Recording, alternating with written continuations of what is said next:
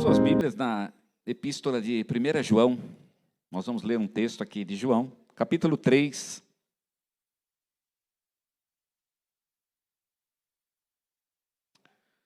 Nós vamos ler apenas 3 versículos, o versículo 16, o 17 e o 18, tá bom? 1 João, capítulo 3, dos versos 16 ao 18.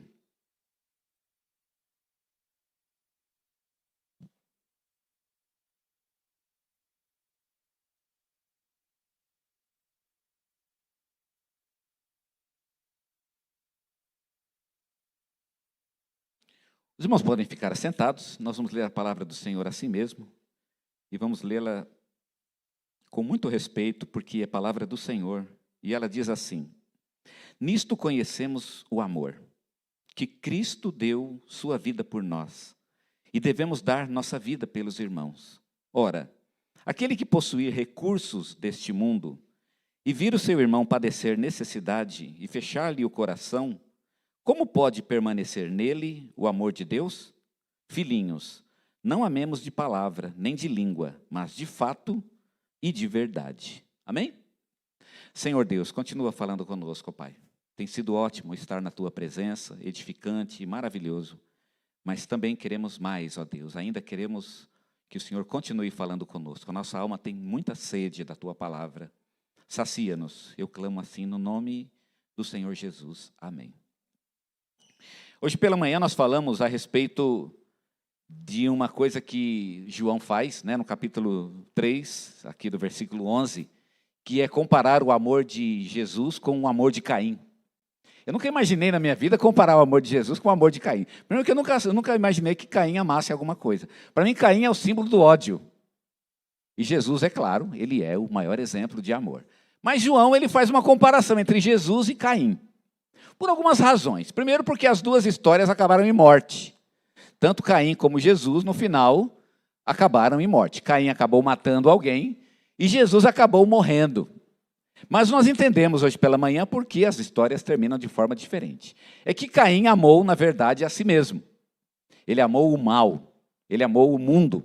E Jesus amou a Deus, amou aos outros, que é o amor verdadeiro, o amor de Jesus. Esses são, portanto, os exemplos que João dá a respeito do amor. Né? Caim, de um lado, um exemplo daquilo que não é o amor, e Jesus, de outro lado, como exemplo daquilo que é, de fato, o amor. A maneira de amar a Deus, então, e é isso que ele vai concluir, precisa ser uma imitação da maneira como Cristo amou.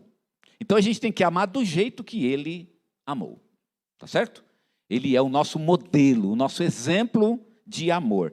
E nós devemos amar, então, como ele amou. Aliás, é exatamente o que a palavra diz, o próprio João, né? Amemos como ele amou ou como ele nos amou. Então, eu quero hoje mostrar para vocês, João nos dá algumas indicações, de como amar como Cristo amou. Porque seria muito... Hoje, pelo menos, nós falamos sobre o amor de Cristo, e eu acho que a gente falou muito alto, né? Mas quem consegue isso?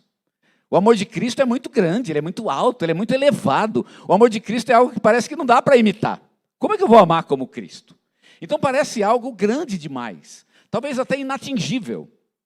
E João, então, vai mostrar que também não é assim. Você pode amar como Cristo amou, e ele dá um exemplo bem prático para você não ter problema, tá certo? Para você amar da mesma maneira como Cristo amou. Nós vimos, por exemplo, que o amor de Cristo ele foi tão grande ao ponto de entregar a própria vida. A gente até chegou a mostrar que Cristo nos dá o exemplo, vimos hoje pela manhã, o exemplo de Cristo nos mostra que o fim do amor é a própria morte. Esse é o fim de todo o amor, né? Porque o amor entrega tudo, e no limite ele vai entregar a sua própria vida. Quando não tem mais nada para entregar, ele entrega a própria vida. Faz até lembrar aquela poesia famosa do Vinícius de Moraes, o soneto do amor eterno, que termina na última estrofe, né, do soneto, aonde ele diz: e de te amar assim, muito. E a miúde é que um dia, no teu corpo, de repente, hei de morrer de amar mais do que pude. Isso é muito romântico, não é? Muito romântico e meio profético, eu diria, inclusive, porque ele diz que é o fim do amor. No fim, eu vou morrer de amar. Pelo menos com relação a Deus, isso é bem verdadeiro. Porque quando você entra numa relação de amor com Deus, você tem que estar disposto a perder. Não é por outro motivo que a Bíblia diz que nós devemos morrer. Estar com Cristo é, de alguma forma, morrer. Morrer para nós mesmos, morrer para o nosso egoísmo, morrer para o mundo, morrer para as obras do nosso inimigo, morrer. Estar com Cristo, de alguma forma, ama mais aquele que vai até a morte, de fato, aquele que perde tudo para Cristo. Chega um momento até que os discípulos ficaram assustados, né? Mas, Senhor, nós perdemos tudo para o Senhor. E Jesus, então, tranquiliza os discípulos e diz, olha, tudo que você perder neste mundo, você há de ganhar 1000 vezes mais, né, na eternidade. Amar, portanto, como Cristo não é uma coisa muito fácil. E parece um exemplo meio inatingível, parece um utópico, é um sonho que a gente nunca vai atingir. É bonito na teoria, mas na prática a gente é um ser humano. Eu, pelo menos, sou muito ser humano. E é muito difícil. Como é que a gente faz? Aí João vai dizer, bem, eu não quero que você fique pensando que o negócio é um negócio do outro mundo, é impossível. Não, João dá um exemplo muito prático aqui, para você ver que não é uma coisa do outro mundo. É uma coisa que todo mundo pode fazer, e esse exemplo ele nos dá aqui no versículo 16, tá certo? Aliás, no 17, ele diz, aquele que possuir recursos deste mundo, e vir o seu irmão padecer necessidade, e fechar-lhe o coração, como pode permanecer nele o amor de Cristo, ou o amor de Deus? O que ele está dizendo aqui é uma coisa muito prática de como exercer o amor de Cristo. Você vê alguém passando necessidade e você compartilha um pouco do que você tem. Olha, até agora eu estava achando que eu tinha que morrer, agora descobri que é mais simples. Na verdade, é só ajudar aquele que tem passado necessidade. Parece até muito pouco, né, para o muito que se espera de nós em termos de imitar o amor de Cristo. Bem, eu quero mostrar e falar um pouquinho sobre esse exemplo de João. O que o exemplo de João nos ensina sobre o amor de Cristo. João podia ter falado outras coisas. Ele falava, eu quero que vocês se entreguem pelo mundo, que vocês vão até a África, e lá vocês se entreguem por amor às pessoas, como muitos inclusive fazem, não é verdade? Mas João dá um exemplo que me pareceu simples demais, muito pouco. Você já deve ter dado alguma coisa para alguém, né? Alguém que passou necessidade. Não é comum? Eu já fiz isso. Olha que eu nem tenho lá o melhor coração do mundo, mas eu já fiz isso, por exemplo. E nem achei que eu fiz isso nem tanto por amor. Você amava aquela pessoa. Na verdade, a ideia de amar ou não nem passou pela minha cabeça, né? Talvez eu nem tivesse mesmo sentimentos de amor. Eu ajudei pessoas que eu nem tinha uma ligação afetiva por elas. Algumas eu nem conhecia, na verdade. Então, por que esse exemplo tão pequeno, tão simples? E o que isso tem a ver com o grande amor de Cristo? O tremendo amor que Cristo tem, o amor que a gente diria quase inatingível de Jesus. Na verdade, esse exemplo de João é muito precioso. E João, como é apenas um exemplo, ele está nos falando sobre o que é e qual é a natureza do verdadeiro amor. E eu gostaria de compartilhar com vocês sobre algumas coisas que esse exemplo nos ensina sobre o amor e sobre a natureza do amor. Primeira coisa que eu aprendo com esse exemplo é de que o amor ele precisa de recursos. Você não ama se você não tem recurso. O versículo 17, João disse, ora, aquele que possuir recursos. Eu estou falando para quem tem. Você não pode dar aquilo que você não tem. Tá certo? Concorda? Você não vai tirar, o Jesus diz, o homem bom tira coisas boas do seu bom tesouro. Você tem que ter algo dentro de si para você tirar. Não se pode amar sem ter recursos. Por quê? Você não pode amar sem recurso, porque a essência do amor é doação. É como doar sem recurso, né? Você pode doar sem recurso. Você pode fazer muita coisa sem recurso. Mas você não pode doar sem recurso. Doar é impossível, porque você não tem. Não há o que dar. Então, quem não tem o que dar, jamais vai amar. Porque o amor é, em essência, doação. Quem ama, está dando algo. Aquele que ama, dá. É por isso que Caim não amou. Caim não amou porque ele não tinha nada para dar. Aliás, é triste o caso de Caim. Ele era pobre. Né? Aquele que não tem recurso, nós chamamos de pobre. Pobre não, né? Pobre é a gente aqui, né? A gente chama de miserável. Indigente, talvez, não sei. A gente dá um nome que descreve aquele que não tem nenhum recurso. Você é pobre, mas você tem um bifinho lá, não tem? Eu sou pobre, mas saindo daqui eu vou comer uma pizza, por exemplo, né? Então não está tão ruim assim, tá certo? Então a gente é pobre, mas a gente tem algum recurso. Não, se você não tem condição de nada, você não tem nenhum recurso, então você não pode amar. Você é como Caim. Caim não tinha o que dar. Ele era tão pobre que numa relação com o outro, ele não tinha nada para oferecer. Quando ele se envolvia com alguém, ele só podia tirar. Ele só tinha que tirar. Ele não pode dar nada. Ele só pode roubar. Ele só pode matar. Ele só pode sugar, como falamos hoje pela manhã. Amar é uma expressão de riqueza. Quem ama muito é muito rico, mas não rico de dinheiro. Não rico dos bens deste mundo. O amor, ele encontra um jeito de dar. Não é assim? Não? Às vezes a pessoa, né, a gente ia na casa da minha sogra, por exemplo, era um problema, porque às vezes sempre voltava com alguma coisa na mão. Ela não era uma pessoa de muitos recursos, mas ela arrumava uma coisa, eu não sei, ela via uma panela lá, que não tinha o menor sentido, uma bachela, uma pratela, eu não sei, ela inventava algo. Ah, não, leva isso aqui que eu não quero. É claro que ela queria. Mas ela tinha que dar alguma coisa para a gente, era algo que estava nela. Eu tenho que doar algo. E era porque ela nos amava, eu tenho certeza disso. Irmãos, quem ama é rico. No capítulo 3, versículo 15, ele tinha dito: todo aquele que odeia a seu irmão é assassino. Ora, vós sabeis que o assassino não tem vida eterna, permanente em si. Então você pode não ter nada, não ter dinheiro, não ter recurso, mas você tem uma coisa que você pode doar: a vida eterna que é permanente em você. Toda pessoa que ama em Cristo tem, no mínimo, este recurso. Foi assim que Cristo amou. Cristo amou porque tinha riqueza de amor. Ele não tinha muito dinheiro. Aliás, uma pessoa foi segui-lo certa vez, né? Senhor, eu vou te seguir. E ele alertou: olha, as aves do céu têm ninhos. E as raposas têm suas tocas, mas eu não tenho onde reclinar a cabeça. Você quer mesmo? Se você está me seguindo atrás de recursos, né, de recursos deste mundo, você está com um problema, porque eu não os tenho.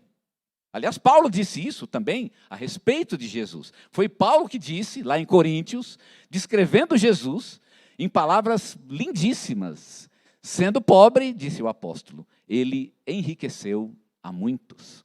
Sendo pobre, enriqueceu a muitos. Por quê? Porque ele era rico de amor. Na verdade, essa é a maior riqueza de Deus. A Bíblia costuma falar das riquezas. Aliás, Paulo fala sobre as riquezas da graça de Deus na carta aos Efésios. Deus é rico de amor. O ouro e a prata não têm nenhum valor para Deus. Isso aí para Deus não é nada. Ah, Deus é rico porque o céu tem rua de ouro. Irmão, Deus não dá nenhum... O ouro para Deus é que nem areia. Isso não tem sentido para Deus. Deus vai rir da sua cara se você falar que ele é rico porque ele tem muito ouro. A riqueza de Deus, aquilo que torna Deus rico, é o amor. É isso que o torna rico. Deus, ele tem recursos e por isso ele ama. Cristo é rico porque ama e nós seremos ricos se amarmos. O amor tem que ter recurso. Quem ama, ele doa e doa porque ele tem recursos para dar. Esse é o exemplo que Cristo nos ensina. A natureza do amor é doação. Então o amor, ele depende muito do quanto você é rico de amor. Quem é rico de amor se dá muito. Quem é pobre de amor se dá, mas se dá com reserva. Olha, eu posso, mas não posso. Dá, mas não dá. Vou, mas não vou. Não é assim que funciona? Aquele que é rico de amor, não. Ele se entrega e ele se entrega totalmente àquele a quem ele ama. A segunda coisa que eu aprendo aqui a respeito do amor de Jesus, relacionado com um exemplo de João, é que o amor, ele santifica o mundo. Santifica o mundo. No versículo 3 ele disse, no versículo 3 não, desculpem, no versículo 17, ora, aquele que possuir recursos deste mundo, é interessante a expressão deste mundo. Por que deste mundo? João falou sobre o mundo aqui nessa carta. E ele não fala muito bem do mundo. João tem um retrato muito negativo do mundo. Ele chegou a dizer no capítulo 2, né? Não ameis o mundo, e nem as coisas que há do mundo. Se alguém amar o mundo, o amor do Pai não está nele, João tinha dito. E agora, Já que João falou que não podíamos amar o mundo, por que João diz, se alguém tem recursos deste mundo, se alguém tem recursos deste mundo, é porque o mundo, irmãos, o mundo que pode nos afastar de Deus, o mundo não é que o mundo seja pecado, né? O mundo não é pecado, mas ele tem a capacidade de nos afastar de Deus. Por exemplo, os bens, o dinheiro, as glórias deste mundo, as coisas do mundo, elas têm o potencial de nos tirar do caminho do Senhor. E quando eles fazem isso, eles se transformam em inimigos de Deus. Não deveriam ser. Deveriam ser utilizados como bênçãos na nossa vida e na vida de outros, mas se transformam em inimigos de Deus. Mas agora não. Agora, quando eu pego uma parte daquilo que eu tenho e que é do mundo, aquilo que até poderia me afastar de Deus, em outro sentido, mas quando eu pego uma parte disso e dou a alguém, eu santifico aquela parte. Aquela parte se transforma num instrumento para a glória de Deus. Não é bonito pensar assim? Se você tem coisas do mundo, você pode santificar essas coisas. Lá quando Paulo fala, numa de suas epístolas, que todas as coisas, elas são impuras, mas elas são santificadas pela oração e pela palavra. Irmãos, nós santificamos as coisas do mundo no nosso relacionamento com elas. Não é que o teu carro é santo naturalmente, teu carro é carro, teu dinheiro é dinheiro. Tua casa é casa, é normal, né? Como essa casa, inclusive, é tijolo, né? Não há uma santidade natural dela. Mas quando nós consagramos as coisas para que elas glorifiquem a Deus, nós as santificamos. Porque nós damos a ela o atributo de coisa para a glória de Deus. Se transforma na glória de Deus. E é isso que João diz. Você pega uma parte daquilo que é deste mundo, aquele mundo horroroso, né? Que João pinta com cores horrorosas, e nós o entregamos e o santificamos para que Deus seja glorificado nele. O mundo que nos afastaria de Deus, ele é transformado. E sabe o que é que transforma o mundo em coisa santificada? É o amor.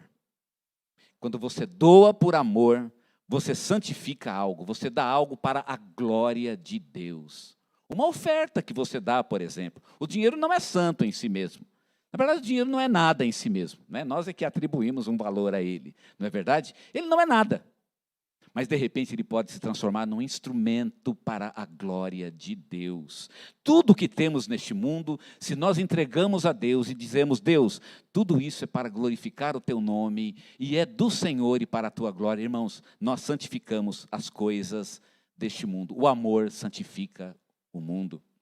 É isso que João quer dizer, quando você pega uma parte das coisas deste mundo e você entrega para o necessitado. Você deu propósito para as coisas deste mundo. Você deu propósito. O amor santifica o mundo. A terceira lição que eu aprendo sobre este exemplo que João nos dá, sobre entregar algo para o necessitado, e de que forma isso está relacionado com o amor de Cristo, é que o amor ele é uma abertura do próprio ser, isto é, do nosso coração. João diz o seguinte, no verso 17, ora, se alguém possuir recursos deste mundo, e vir o seu irmão padecer necessidade, e agora veja o que ele diz, e fechar-lhe o coração. Eu acho engraçado ele falar fechar o coração. Se fosse eu diria e fechar a mão. Não é isso que a gente falaria ou não? Se você fechar a mão. Mas João não fala, não, a mão. Na verdade, o problema aqui não é a mão fechada.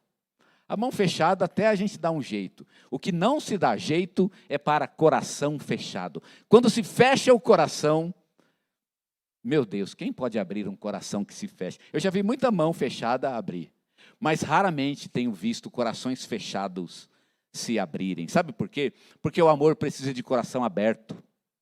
Amor é a entrega do eu.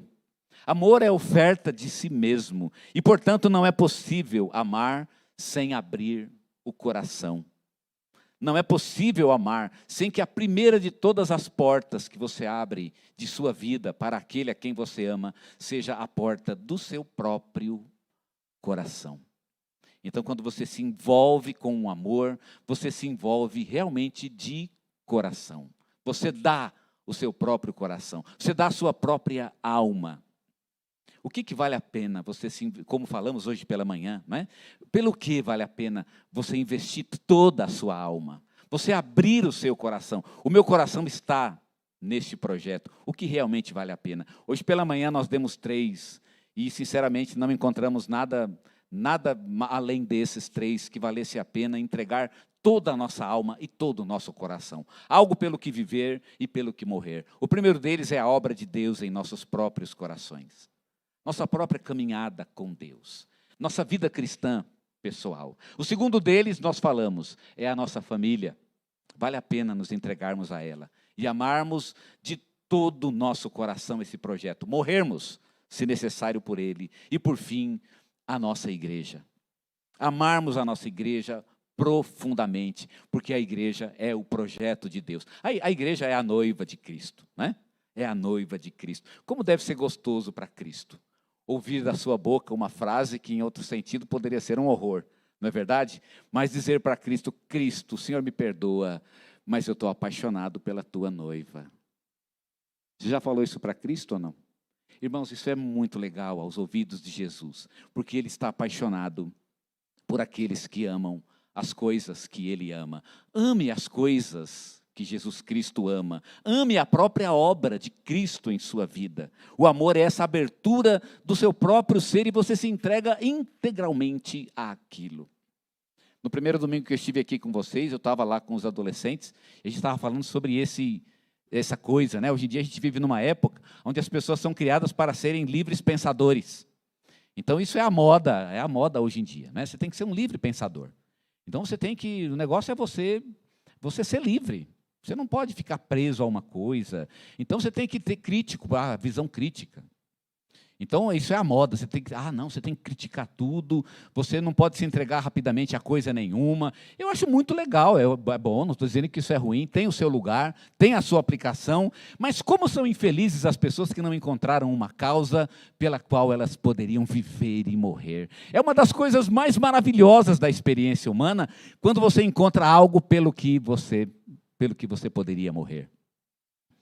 Eu tinha dado um exemplo aqui para os meninos, né, da Edith Stein. Edith Stein foi uma escritora que certa vez estava na casa de uma amiga e ela abriu um livro de Teresa de Ávila. E ela leu aquele livro. E aquele livro foi transformador na vida dela. Ela mudou a vida de tal forma que ela arriscou sua própria vida para salvar pessoas em tempos em que a Alemanha estava matando judeus. Ela própria seria presa.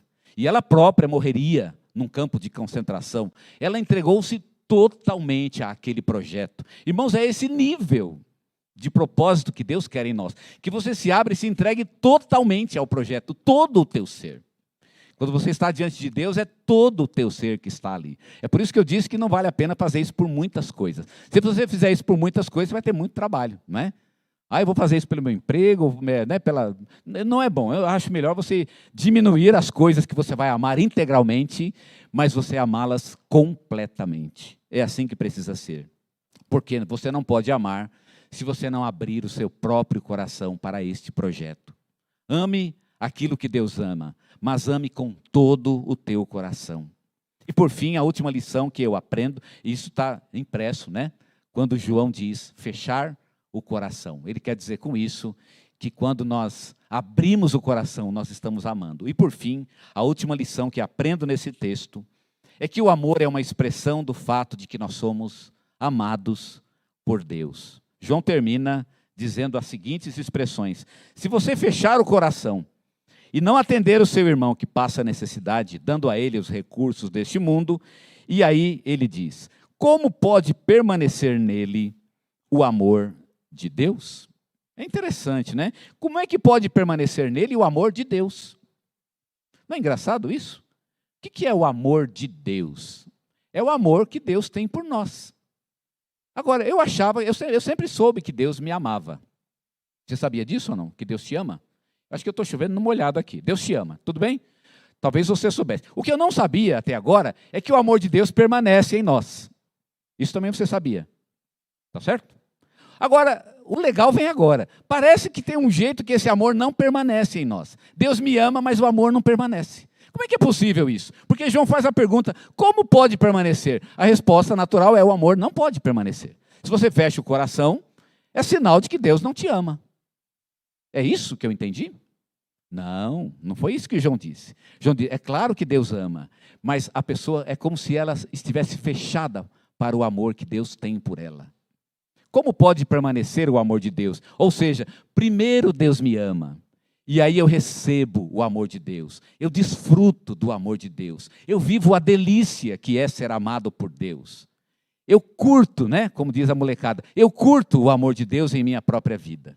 E aí quando eu estou pleno do amor, feliz com o amor de Deus, esse amor então permanece em mim. Permanece no sentido de que ele está sempre comigo, ele vive comigo, ele está comigo em todo momento, em todo lugar. E aí sim, aí eu posso ajudar o outro. O que significa? Que a minha ajuda para o outro, a minha manifestação de amor, quando eu me dirijo para alguém, amando essa pessoa, isso é apenas uma expressão do fato de que sou amado por Deus. Eu amo porque sou amado por Deus, porque eu sei que sou amado por Deus. Sabe por que eu acho que as pessoas não amam? E agora eu começo a entender porque que algumas pessoas têm dificuldade de amar. Têm dificuldade de amar talvez porque não se sentem amadas por Deus. Talvez não vivem a delícia do amor de Deus.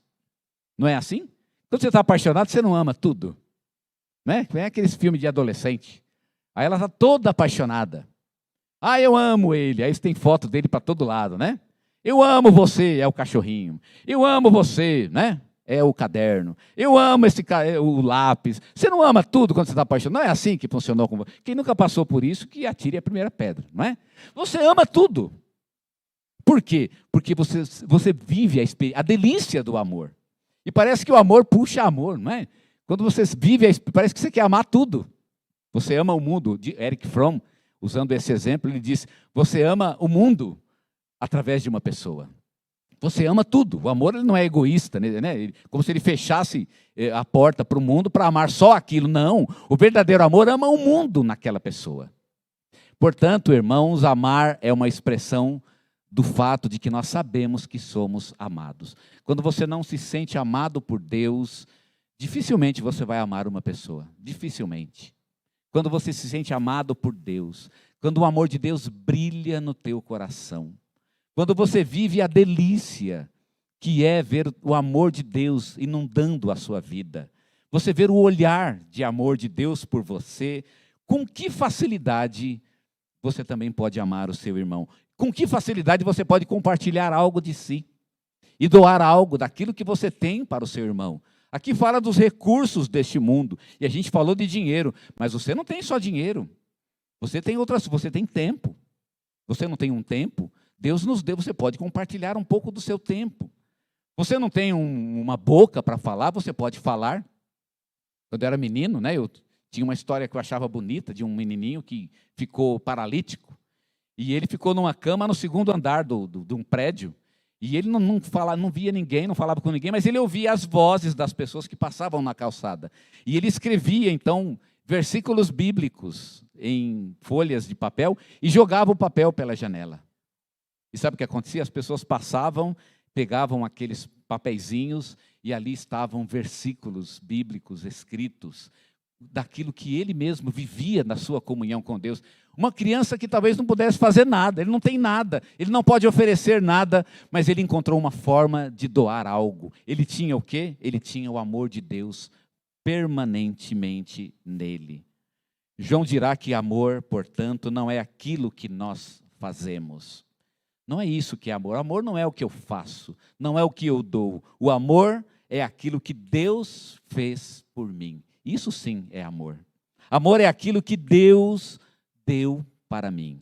Quando vou a alguém e me dirijo a alguém, quando eu olho alguém com amor, quando eu dou um toque de amor, quando eu faço isso, eu apenas estou expressando o fato de que sei que sou amado por Deus. Só posso fazer isso porque eu sou amado por Deus. Essa obra permanece em nós. É por isso que João fala, aquele que fecha o coração e não entrega nada para ninguém, como é que o amor de Deus pode permanecer nele? Não permanece. Mas o amor de Deus nos inunda sim. E graças a Deus por isso. Ele inunda as nossas vidas. Ele reveste o nosso ser. Ele nos cobre com a ternura divina.